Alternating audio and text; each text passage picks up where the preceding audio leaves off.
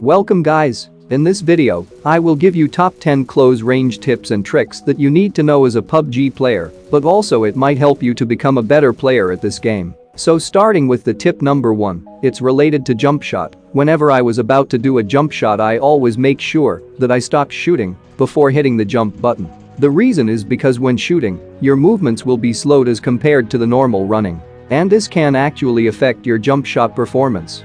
Let me show you an example. So when you run and jump normally, this is how far you would go, but when you fire and jump, this is how far you would go.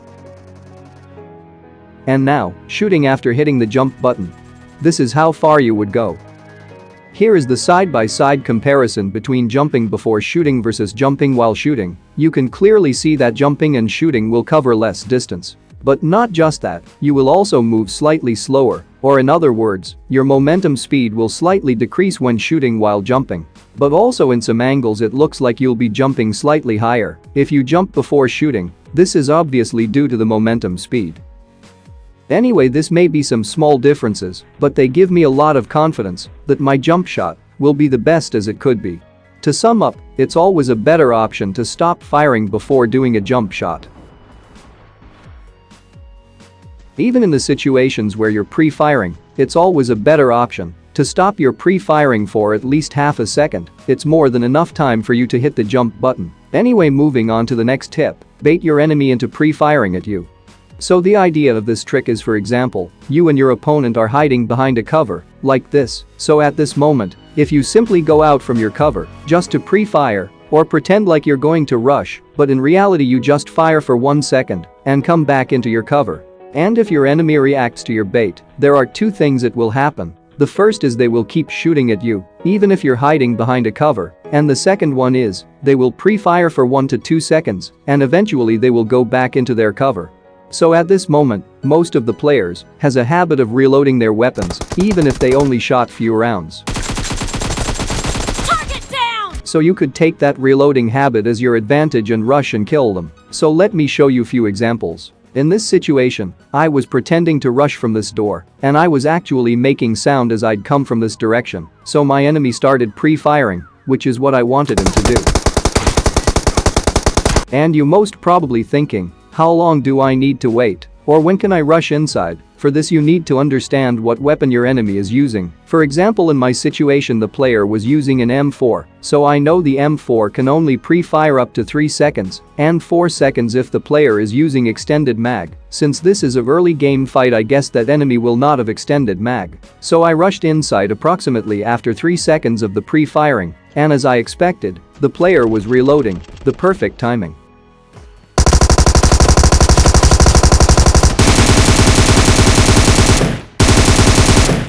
And here is another tip. If there is a door in between you and your enemy, you can open the door and pretend like you're going to attack, but just hide behind a cover until the enemy stop firing. And as I said before, people have a habit of reloading their weapons, so you could take advantage of that reloading habit in few situations. Moving on to the next trick, so when you open a grenade to throw, everyone under 20 meters can hear the grenade pin opening sound, so they will run away knowing that you will be throwing a grenade. But there is a way you can make them not hear the grenade opening pin sound, and it requires a teammate of yours. So when you are about to open the grenade, tell your teammate to shoot randomly.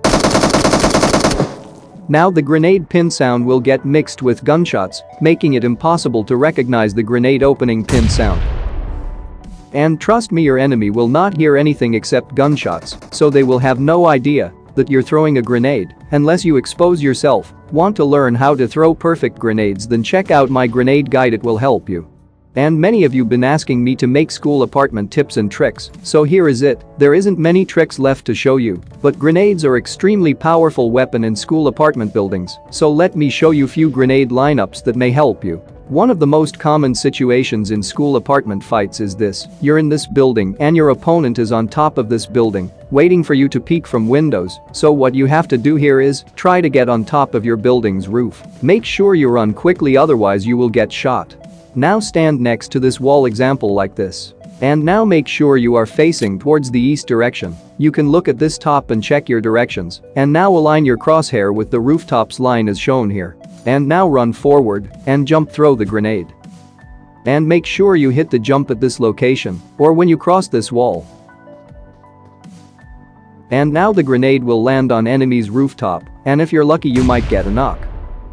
If you want to get a perfect knock, cook the grenade until it reaches 3 seconds before jump throwing it. And now the grenade will blow up as soon as it lands, giving your opponents no time to run. And if you want to throw your grenade a little bit aside, make your direction facing towards 85, not towards the east. Now when it reaches 4 seconds, jump throw the grenade. It will blow up exactly or almost close to this door. Okay, so one of the most common camping spots at this school apartments is this one, so let me show you few grenade lineups to throw at this camping spot. The first one is you need to throw it from the ground, from this location. Now align your grenade trajectory in between these two lines and throw the grenade when it reaches 2 seconds timer. This is how it looks from spectator view.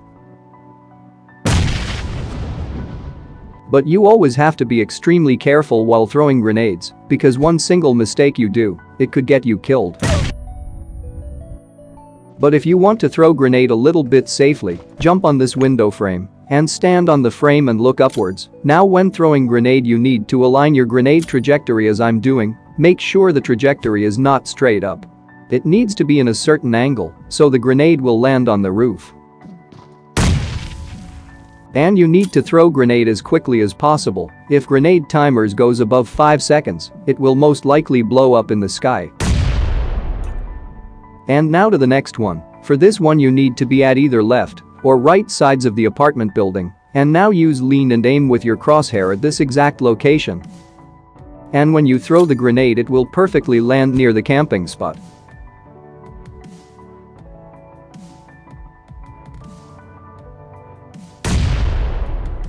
It also works when you throw it from other side of the building, but make sure that your crosshair is at this exact spot when throwing nade. It also works in other open roof apartment buildings.